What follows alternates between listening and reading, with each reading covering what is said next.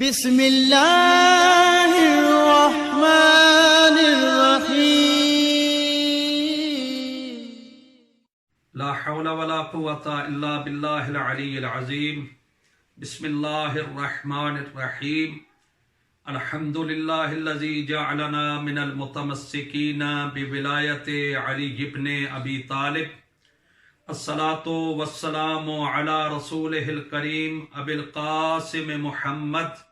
وعلى آلہ الطیبین الطاہرین المعصومین المنتجبین المنتخبین المظلومین اما بعد فقال اللہ تبارک وتعالی فی کتابہ المجید وفرقانہ الحمید وقولہ الحق بسم اللہ الرحمن الرحیم وَإِذْ قَالَ لقمان لِابْنِهِ وَهُوَ يَعِظُهُ يَا بُنَيَّ لا تشرک باللہ ان الشرک لظلم عظیم۔ ہمارا موضوع حضرت لقمان حکیم کا یہ ارشاد گرامی جو خالق کائنات کی مقدس کتاب میں ذکر ہوا ہے، یہی موضوع تھا۔ تو ہم اس کے ضمن میں کچھ چیزیں عرض کر چکے ہیں کہ حضرت لقمان کی شخصیت کیا شخصیت تھی، کتنے حلیم تھے، کتنے عالم تھے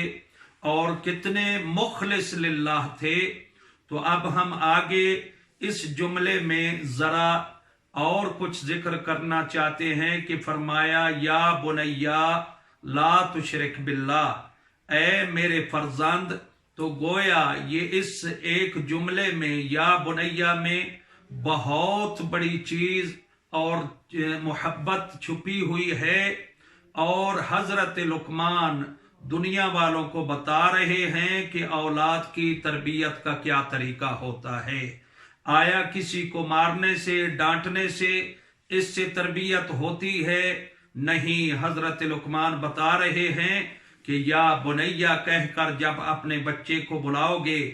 اپنے بیٹے کو، اپنی بیٹی کو، اپنے چھوٹے اولاد اور باقی جو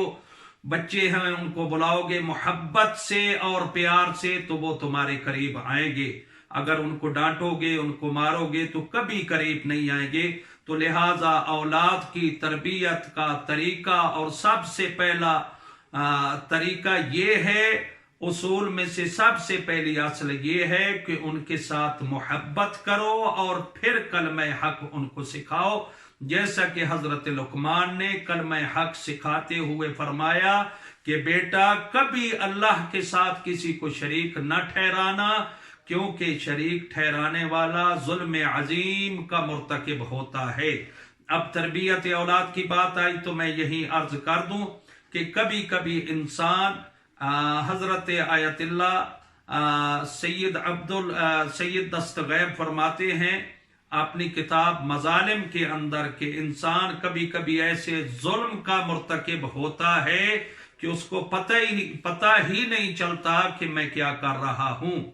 جیسا کہ ظلم علی الاولاد ہے، اولاد اپنے بیٹے اور بیٹی پہ ظلم کرتا ہے۔ اس کی مثال دیتے ہوئے فرماتے ہیں کہ جب آذان ہوتی ہے، صبح کی ہو یا ظہر کی ہو یا مغرب کی ہو، بندہ خدا اپنے گھر میں سویا رہتا ہے،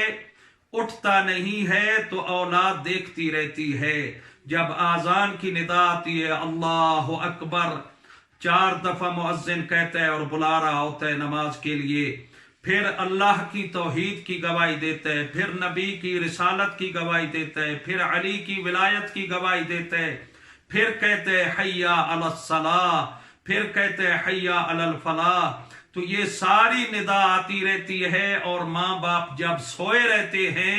تو اولاد کے ذہن میں یہ بات بیٹھ جاتی ہے کہ گویا اس ندا کی کوئی اہمیت نہیں ہے، لہٰذا اس ندا پہ لبیک کہنا اور اٹھنا اللہ کی عبادت کے لیے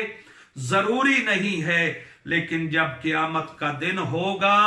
اور یہی اولاد عدالت الہی میں کھڑی ہوگی اور اللہ پوچھے گا تم نے نماز کیوں نہیں پڑھی تھی، تم نے روزہ کیوں نہیں رکھا تھا، تم نے حقوق العباد کو پورا کیوں نہیں کیا تھا، تم اللہ کی ندا پہ لبیک کہتے ہوئے بیت اللہ کی طرف کیوں نہیں گئے تھے، تو یہ ہاتھ بلند کر کے کہیں گے اپنے ماں باپ کی طرف کہ یہ وہ ہیں جنہوں نے ہم پہ ظلم کیا تھا۔ انہوں نے ہمیں اللہ کی ندا کی اہمیت نہیں بتائی تھی، اللہ کے حکم کے بارے میں ہمیں نہیں بتایا تھا۔ تو اللہ کے لیے جاگو اور اپنی اولاد پہ ظلم مت کرو۔ ایسا نہ ہو کہ عدالت الہیہ میں یہی اولاد تمہارے خلاف قضیہ اور کیس قائم کرے اور کہے کہ یہی وہ ظالم ہیں جنہوں نے ہم پہ ظلم کیا تھا، اے اللہ ان کو اس ظلم کی سزا دے۔ تو جن سے ہم نے محبت کی، مال و متاع جمع کیا، ان کے لیے ہر قسم کی سہولت ان کے لیے ہم نے متوفر کی، تو لہٰذا یہ قیامت کے دن ہمارے دشمن نہ بن جائیں، بلکہ اللہ کی طرف بلاؤ، اپنے عمل سے، اپنے قول سے، اپنے کردار سے کر کے دکھاؤ، تاکہ یہ بھی اللہ کی طرف لوٹے اور اللہ کے حکم پہ چلتے ہوئے، لبیک کہتے ہوئے، فلاح دنیا و آخرت کو حاصل کرتے ہوئے، کامیابی کو حاصل کرتے ہوئے اللہ کے قریب ہو جائیں اور تمہارے لیے صدقہ جاریہ بنتے جائیں۔ والسلام علیکم ورحمۃ اللہ وبرکاتہ۔